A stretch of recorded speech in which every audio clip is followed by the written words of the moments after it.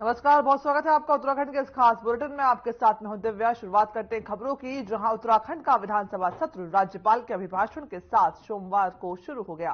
राज्यपाल के अभिभाषण के दौरान विपक्ष ने सदन में हंगामा नहीं किया। अभिभाषण शांतिपूर्ण तरीके से पूरा हुआ।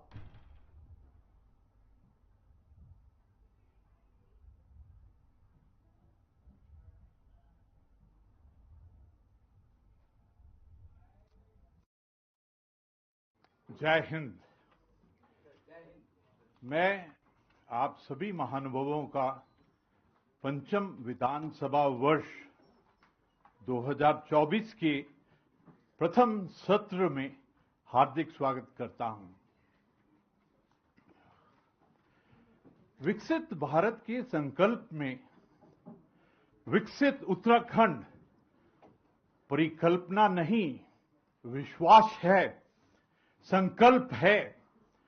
विकसित राज्य की ओर अग्रसर उत्तराखंड के निर्माण में सभी विधानसभा सदस्यों एवं जिला पंचायत, क्षेत्र पंचायत, ग्राम पंचायत, नगर पालिका, नगर निगम के सभी जनप्रतिनिधियों, विशेष रूप से राज्य आंदोलनकारी तथा आम जन जिन्होंने प्रदेश की प्रगति में अहम योगदान दिया है, सभी का हृदय से आभार व्यक्त करता हूं।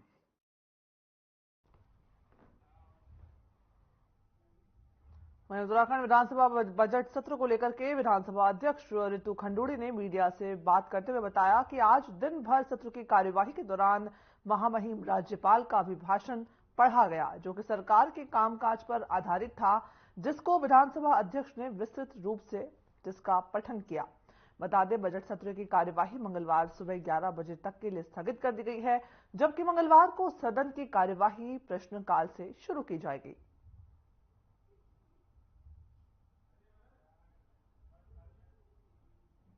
देखिए, आज तो हमारे माननीय गवर्नर साहब का अभिभाषण रहा और बहुत अच्छे से आज सत्र का पूरा समय बीता। उसके बाद 3 बजे बाद हमने फिर जो है जो परंपरा है कि अध्यक्ष माननीय गवर्नर साहब का अभिभाषण पढ़ते हैं, तो वो मैंने पढ़ा।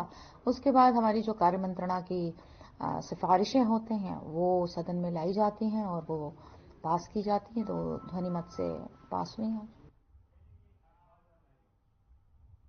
वहीं उत्तराखंड विधानसभा में धामी सरकार के बजट सत्र की शुरुआत हो चुकी है। सत्र के पहले दिन आज राज्यपाल का अभिभाषण हुआ, जिसमें अभिभाषण के माध्यम से जनता को राज्य सरकार के उन सभी जन कल्याणकारी नीतियों को बताने का कार्य हुआ, जिससे प्रदेश विकास के पथ पर अग्रसर हो सकता है। कार्य मंत्रणा समिति की बैठक बिना विपक्ष के होने पर संसदीय कार्य मंत्री प्रेमचंद अग्रवाल ने कहा कि बहुत से प्रयासों के बाद भी विपक्षी सदस्यों ने कोई सकारात्मक निर्णय नहीं लिया। बता दें कि गैरसैंण में सत्र न आहूत करने पर संसदीय कार्य मंत्री प्रेमचंद अग्रवाल ने कहा कि उनके द्वारा विधायकों की भावनाओं का सम्मान किया गया है, जिसमें पक्ष और विपक्ष के विधायकों ने इस सत्र को देहरादून में कराने की मांग की थी।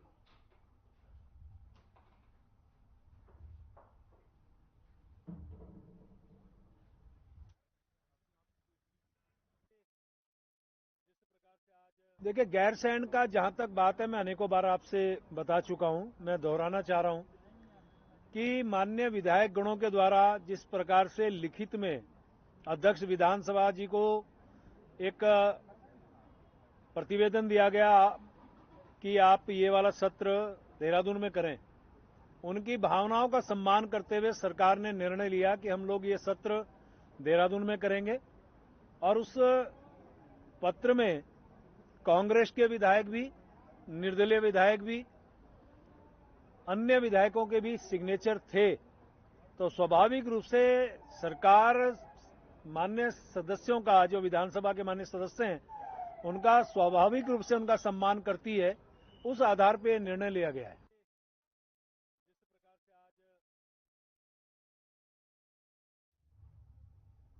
और देहरादून में महिलाओं को सशक्त बनाने के लिए सरकार की योजनाएं देश भर में समान रूप से लागू की गई है। स्वयं सहायता समूह से जुड़ी 1 करोड़ महिलाएं लखपति दीदी बन चुकी हैं। यदि राज्यवार आंकड़ों की बात की जाए तो ये परिणाम बीजेपी के लिए सुखद साबित होगा। वहीं आपको बता दें कि जिन राज्यों में बीजेपी के लिए चुनौतियां हैं, उन राज्यों में लखपति दीदियों की संख्या काफी ज्यादा है। यदि बात की जाए उत्तराखंड की तो 29,978 महिलाएं अभी तक लखपति दीदी बन चुकी हैं। वहीं कांग्रेस प्रवक्ता गरिमा दसोनी ने कहा कि ये सिर्फ आंकड़ों की बाजीगरी है। यदि उत्तराखंड की बात करें तो यहां महिला लखपति नहीं बनी है। बता दें कि यदि लखपति दीदी ने सच्चाई होती तो कोई भी महिला उत्तराखंड में धरना प्रदर्शन नहीं करती, ऐसा कहना था।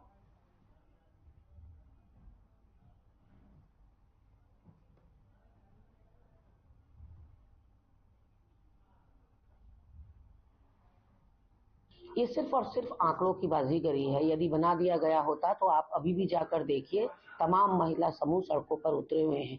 यदि उत्तराखंड की महिलाएं सशक्त होती तो फिर इस तरह से बेजार स्थिति आपको स्वास्थ्य सेवाओं की और शिक्षा सेवाओं की नहीं दिखाई पड़ रही होती। ये सिर्फ और सिर्फ भारतीय जनता पार्टी का झूठ, आडंबर और प्रपंच है और कोई उसके पास काम नहीं है, सिर्फ आंकड़ों की बाजीगरी करने के अलावा। यहाँ प्रति व्यक्ति आय जितनी हम छोड़कर गए थे अपनी सरकार के समय पर, उससे 1 इंच आगे तो धामी सरकार या भाजपा की सरकारें बढ़ा नहीं पा रही हैं। ऊपर से महिला सशक्तिकरण की बड़ी बड़ी बातें। आज 23 साल का हो गया उत्तराखंड, लेकिन महिलाओं की वही स्थिति है। पीठ पर घास का बोझ है और किलोमीटर दूर से पानी लाना पड़ता है और स्वास्थ्य सेवाओं के नाम पर नतीजा 0 है। वही खबर देहरादून से है, जहां मंडी समिति के पूर्व अध्यक्ष और आम आदमी पार्टी के नेता रविंद्र आनंद ने बजट सत्र के दौरान विधानसभा के बाहर अर्धनग्न होकर के आइसक्रीम खाते हुए प्रदर्शन किया, जिसमें साफ साफ ये सुना जा रहा है कि पहाड़ियों को ठंड नहीं लगती। आइसक्रीम खाते हुए उन्होंने नहाने का भी प्रयास किया, लेकिन मौके पर मौजूद पुलिस बल ने उन्हें बलपूर्वक हिरासत में ले लिया। लेकिन अब सवाल ये उठता है कि देहरादून विधानसभा के बाहर अर्धनग्न होकर आइसक्रीम खाते हुए प्रदर्शन करना कहां तक उचित है। यदि उन्हें गैरसैंण में बजट आहूत करने की बात सरकार को कहनी थी तो इसके लिए वो अन्य तरीके इस्तेमाल कर सकते थे। ये जो तरीका इस्तेमाल किया वो गलत था।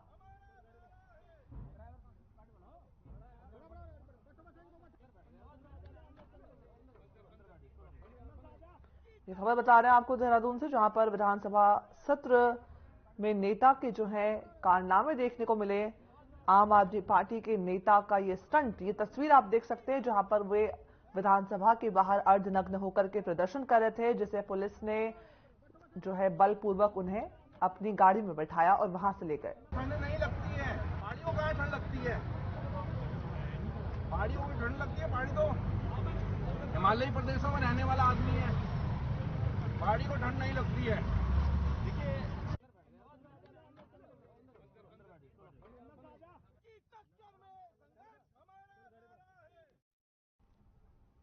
वहीं कांग्रेस के रुद्रपुर महानगर अध्यक्ष सीपी शर्मा पर 24 फरवरी को हुए जानलेवा हमले के विरोध में कांग्रेस कार्यकर्ताओं ने देहरादून के महानगर अध्यक्ष डॉक्टर जसविंदर सिंह गोगी के नेतृत्व में बीजेपी सरकार का पुतला दहन किया। बता दें कि जसविंदर सिंह गोगी ने कहा कि बीजेपी नेताओं की शह पर रुद्रपुर महानगर अध्यक्ष सीपी शर्मा पर जानलेवा हमला हुआ है।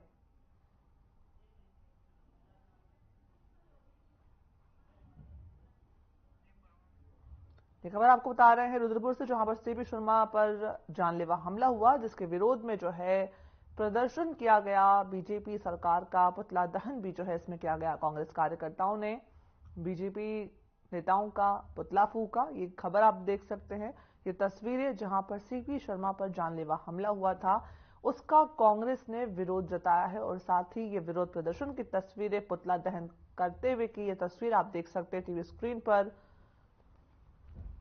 जहां पर सीपी शर्मा पर हुए जानलेवा हमले का विरोध किया गया है।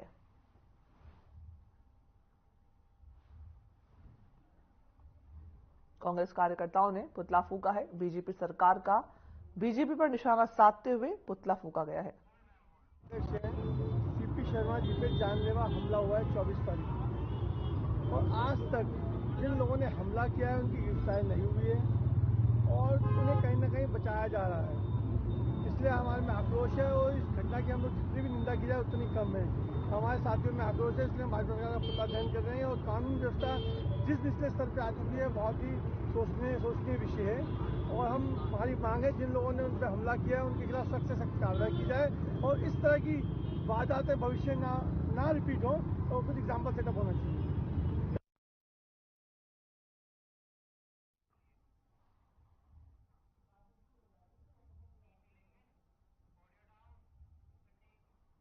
और वहीं चमोली में सरकारी और आम जनता के धन का किस तरह दुरुपयोग और बंदरबाट किया जा रहा है। दरअसल जिले का प्रथम जो पंचम केदार कल्पेश्वर महादेव मंदिर और पंच बद्री ध्यान बद्री को जोड़ने वाली हेलंग उर्गम मोटर मार्ग पर दूसरे चरण का सड़क चौड़ीकरण का कार्य प्रगति पर है। लगभग 14 करोड़ की भारी भरकम राशि से 14 किलोमीटर मार्ग को चौड़ा करके सुधारीकरण किया जाना है, जिसके तहत उर्गम लघु जल विद्युत परियोजना हेलंग उर्गम के उच्च अधिकारियों के साथ उर्गम घाटी के जनप्रतिनिधियों, समाज सेवी और ग्रामीणों ने संयुक्त निरीक्षण किया।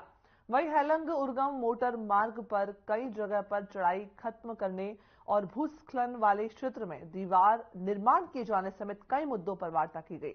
बता दें, संयुक्त निरीक्षण के दौरान ग्रामीणों ने देखा कि सड़क के पुस्ते और स्कबर निर्माण पर रेत की जगह घटिया सामग्री और मिट्टी का प्रयोग किया जा रहा है, जिसे देखकर ग्रामीणों और जनप्रतिनिधियों का गुस्सा फूट पड़ा, जिसके बाद ग्रामीणों ने ठेकेदारों के खिलाफ नारेबाजी करना शुरू कर दिया और ठेकेदारों पर कार्रवाई की मांग भी की।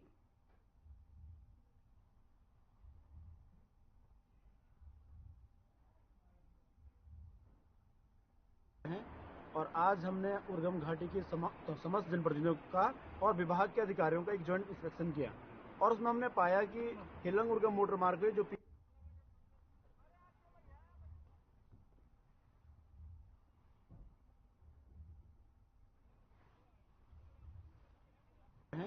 और आज हमने उर्गम घाटी के समस्त जनप्रतिनिधियों का और विभाग के अधिकारियों का एक जॉइंट इंस्पेक्शन किया और उसमें हमने पाया कि हेलंग उर्गम मोटर मार्ग पे जो पीएमजीएसवाई फेज सड़क का जो कार्य चल रहा है, बहुत ही घटिया निर्माण कार्य ठेकेदार द्वारा किया जा रहा है, जिसमें विभाग के कर्मचारियों ने की भी उन पर कोई देखरेख नहीं है, कोई उनके बाद स्पष्ट वो नहीं है। आप देख सकते हैं कि इस प्रकार का रेत यहाँ पे आप देख सकते हैं कि आज हमने देखा कि जहाँ पे रेत का प्रयोग किया जा रहा है, बहुत ही घटिया रेत का प्रयोग किया जा रहा है। हमने लगातार जिला प्रशासन को भी अवगत कराया, हमने तहसील प्रशासन को अवगत कराया, लेकिन उसके बाद भी कोई सचेत कार्रवाई नहीं हो पा रही है और ये बिल्कुल भ्रष्टाचार की सीमा को पार कर दिया है पीएमजीएसवाई पोखरी ने। और हम जिला प्रशासन से और प्रदेश सरकार से निवेदन करना चाहते हैं कि जो सरकार का पैसा सरकार जनहित के लिए खर्च किया जाना था, उस पैसा का दुरुपयोग यहाँ पे किया जा रहा है। अतः इन ठेकेदार के खिलाफ और इस विभाग के खिलाफ कठोर से कठोर कार्रवाई की जाए, ताकि भविष्य में ऐसे भ्रष्टाचारी कार्य जो इस सड़क पर न हो पाए।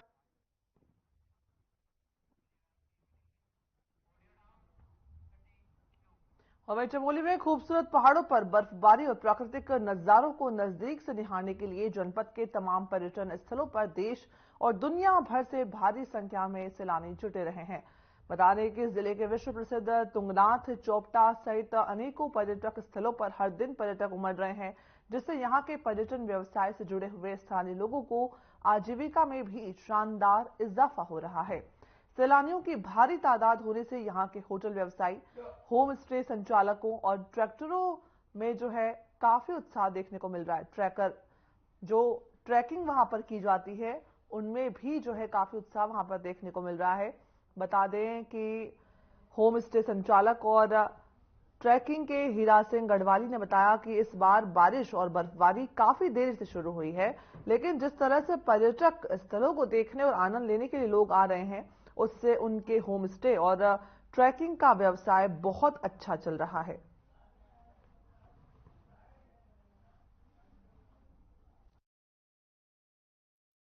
मैं कल शाम को पहुंचा। इतनी उम्मीद तो नहीं थी कि इतनी बर्फ मिलेगी, लेकिन बिजली के होम स्टे में रुके। शाम को हम लोग इधर बैठी आग ताप रहे थे, अचानक से हल्की हल्की स्नो गिरनी शुरू हुई और फिर गिरती चली गई और पूरी रात को ऐसे 10 बजे तक स्नो हुई। हमने तो ऐसी उम्मीद करी नहीं थी, लेकिन अब फिर यहाँ बहुत ही सुंदर हो रहा है। ऐसे चारों तरफ स्नो से कवर्ड पहाड़ है, हमने तो ऐसी उम्मीद करी नहीं थी, बट ऐसे काफ़ी अच्छा माहौल हो रहा है अब इधर। तो मैं दिल्ली से आई हूँ। हम कल शाम को यहाँ पहुँचे और हमारे आते से हल्की फुल्की बर्फ गिरने लग गई और रात को 10 बजे तक लगभग बर्फ ही गिर रही थी। हम बिजली के होम स्टे में रुके हैं, जहाँ मतलब उन्होंने हमें इतना बढ़िया खाना खिलाया और हमारी बहुत अच्छी देखभाल की। और आज एकदम धूप वाले। मैं जल निगम से कनिष्ठ अभियंता सचिन पवार। यहाँ वाण गांव में जल जीवन मिशन का कार्य प्रारंभ हो चुका है और मैं अपनी साइट देखने कल यहाँ आया था और कल शाम को वापसी होनी थी, परंतु बारिश बहुत अत्यधिक बर्फबारी होने के कारण मेरे को इधर ही रुकना पड़ा और वाण गांव की इस साल की पहली बर्फबारी हमने देखी और शाम को तो मौसम काफ़ी ठंडा था और आज अगले दिन चारों तरफ बर्फ का पहाड़ देखकर बहुत ही अच्छा लग रहा है।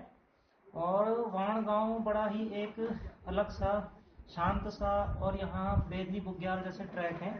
काफ़ी लोग यहाँ पर्यटक घूमने आते हैं और जो नहीं आ पाते उनसे भी मेरी गुजारिश है कि यहाँ आकर देखें, इस क्षेत्र को एक्सप्लोर करें, ज़्यादा से ज़्यादा लोग यहाँ आकर पर्यटन। खबरों में बने रहिए हमारे साथ, यहाँ रुकेंगे छोटे से ब्रेक के लिए।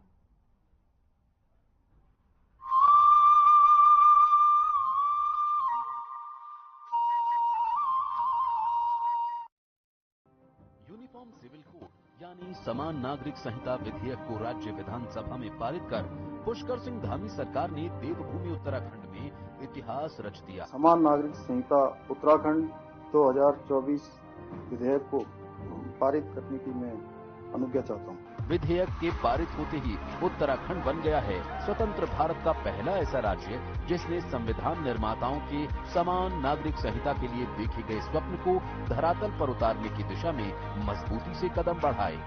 2 साल पहले मुख्यमंत्री धामी ने प्रदेश की जनता से समान नागरिकता संहिता कानून को प्रदेश में लागू करने का जो वादा किया था, उस वादे को पूरा करके प्रदेश सरकार ने अपने संकल्प को सिद्धि तक पहुंचाकर अपनी वचनबद्धता को बखूबी साबित किया। इस कानून में विवाह, तलाक, गुजारा भत्ता, उत्तराधिकार, गोद लेने जैसे मुद्दों को शामिल किया गया है। यह कानून सबको एक तरह से समानता का कानून है, सबको एक रूपता का कानून है, सबकी एकता का कानून है, सबका समान अधिकार का कानून है। भारत के संविधान के अनुच्छेद 44 में सभी नागरिकों के लिए समान कानून लागू करने की बात कही गई है। आने वाले समय में देश के अन्य राज्यों के लिए भी ये मील का पत्थर बनेगा। लिया था जो दृढ़ संकल्प, उसे पूरा किया। उत्तराखंड में यूसीसी विधेयक पारित किया।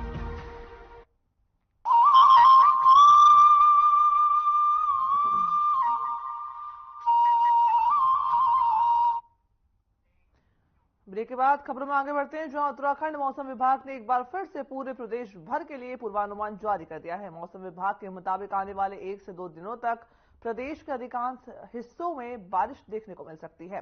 वहीं अधिक ऊंचाई वाले इलाकों में बर्फबारी के आसार नजर आ रहे हैं। मौसम विभाग के निदेशक विक्रम सिंह ने कहा कि 26 और 27 फरवरी को उत्तरकाशी, चमोली, रुद्रप्रयाग, पिथौरागढ़ और बागेश्वर जिलों के ऊंचाई वाले क्षेत्रों में बारिश और 3000 मीटर से अधिक ऊंचाई वाले क्षेत्रों में हल्की बर्फबारी देखने को मिल सकती है। हालांकि उसके बाद आने वाले कुछ दिनों तक मौसम साफ रहने के अनुमान भी मौसम विभाग ने जताए हैं।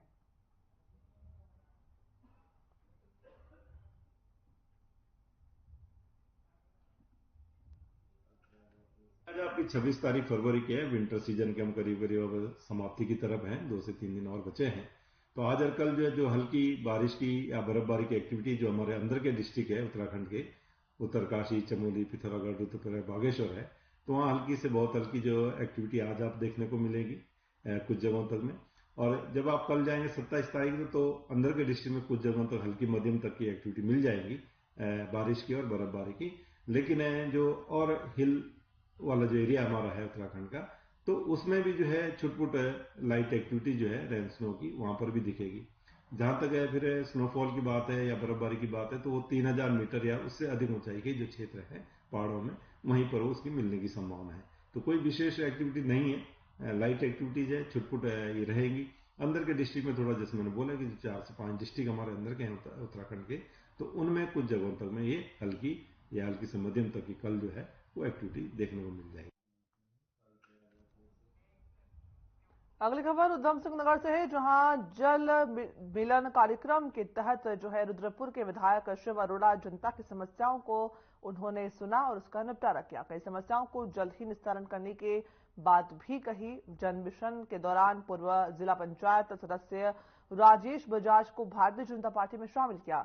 बता दें कि इस कार्यक्रम में बीजेपी के वरिष्ठ नेता प्रीत ग्रोवर भी जो है वो मौजूद थे और इस दौरान विधायक शिव अरोड़ा ने कहा कि कुछ क्षेत्रों में विकास कार्य रह गए हैं, उन्हें पूरा करने का प्रयास हम कर रहे हैं।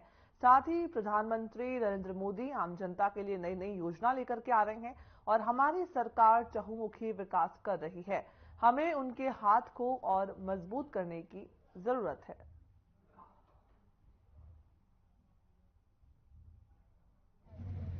क्या रहेगी कि आप लोग देखिए जी, हम भारतीय जनता पार्टी कार्यकर्ता थे, भारतीय जनता पार्टी के कार्यकर्ता हैं। एक होता क्या, कभी कभी हम जीवन में कोई काम करते हैं, कुछ काम चाहते हुए कुछ अच्छे हो जाते हैं, कुछ चाहते हुए गलत भी हो जाते हैं। तो उस पर हम उन चीजों से हम भाग नहीं रहे। हम भारतीय जनता पार्टी के साथ आगे जो लोकसभा का चुनाव आ रहा है, हमारा उद्देश्य एक ही है। हमने देश को राष्ट्रवाद के साथ बांध के रखना है, देश को आगे लेकर चलना है। अगर ये करना है, देश का प्रधानमंत्री श्री नरेंद्र मोदी को दोबारा तीसरी बार प्रधानमंत्री बनाना है। इन्हीं उद्देश्यों को लेकर हमने माननीय विधायक श्री उराव जी के साथ कंधे से कंधा मिलाकर इस क्षेत्र में काम करना है। जहां भी हमें पार्टी या नेतृत्व या संगठन हमें कहेगा, हम उसके लिए समर्पित हैं और सभी कार्यकर्ता मिलकर हम काम करेंगे। देखिए, भारतीय जनता पार्टी एक बहुत बड़ा परिवार है, सब भारतीय जनता पार्टी के हिस्से हैं। गत चुनाव में अचानक कुछ निर्णय होने के कारण से कुछ कार्यकर्ता उस चुनाव में सक्रिय नहीं रहे थे चुनाव में, और इस कारण से एक उनकी सक्रियता भारतीय जनता पार्टी में कम हो गई थी। आज सभी भारतीय जनता पार्टी के कार्यकर्ता जो किन्हीं भी कारणों से पिछले चुनाव में नहीं लग पाए थे, वो पूरा के पूरा परिवार पुनः जुड़ गया है। भारतीय जनता पार्टी में पूरी उनकी सक्रियता दोबारा से हो गई है। उन्हें हम ज्वाइनिंग कहें, घर वापसी कहें, जो मर्जी कहें, लेकिन पूरा का पूरा भारतीय जनता का परिवार एक मुट्ठी होके एक साथ खड़ा है। माननीय श्री वरोरा जी जिंदाबाद, जिंदाबाद जी जिंदाबाद, माननीय हरीश जनता पार्टी जिंदाबाद, जिंदाबाद।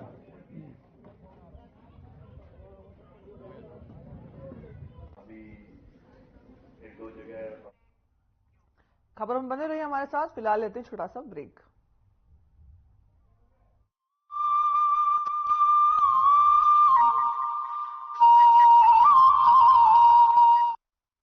परिवार के एक सदस्य के लिए एक कानून हो, परिवार के दूसरे सदस्य के लिए दूसरा कानून हो, तो क्या वो घर चल पाएगा क्या? फिर ऐसी दोहरी व्यवस्था से देश कैसे चल पाएगा? हमें याद रखना है कि भारत के संविधान में भी नागरिकों के समान अधिकार की बात कही गई है। प्रधानमंत्री जी के मार्गदर्शन में उत्तराखंड के मुख्यमंत्री श्री पुष्कर सिंह धामी ने समान अधिकारों के संकल्प की सिद्धि में महत्वपूर्ण कदम बढ़ाकर एक नया इतिहास रच दिया है। आजादी के बाद देश का पहला समान नागरिक संहिता विधेयक उत्तराखंड विधानसभा में पारित हो गया है, जिसके साथ Uttarakhand uniform civil code bill pass करने वाला देश का पहला राज्य बन गया है।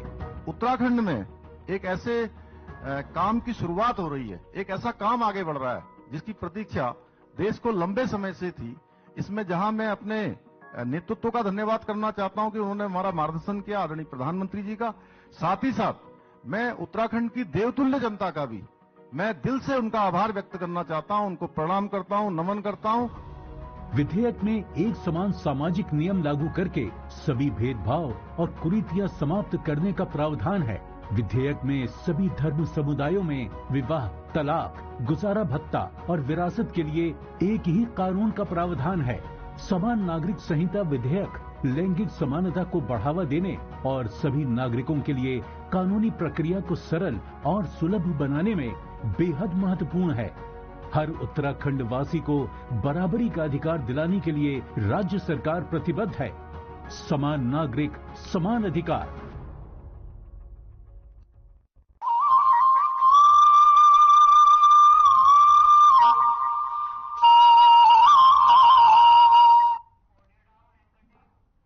ब्रेक के बाद खबर में आगे बढ़ते हैं, जहां मुनिकीरती थाना क्षेत्र के अंतर्गत एक ऑटो अनियंत्रित होकर के खंभे से जा टकराया। घटना में ऑटो दुर्घटनाग्रस्त हो गया, जबकि ऑटो का चालक गंभीर रूप से घायल हुआ, जिसे उपचार के लिए अस्पताल में भर्ती करवाया गया है। घटना में खंभे के पीछे सड़क पर सो रहे एक बाबा की जान जाते जाते बची है। पुलिस ने बताया कि घटना देर रात करीब 2 बजे की है। घटना की जानकारी मिलने पर पुलिस मौके पर पहुंची। बता दें कि ये घटना कैसे हुई है, इसकी जानकारी अभी नहीं मिली है। वहीं ड्राइवर से पूछताछ और टेक्निकल जांच के बाद ही घटना की जानकारी पुलिस कंफर्म कर पाएगी।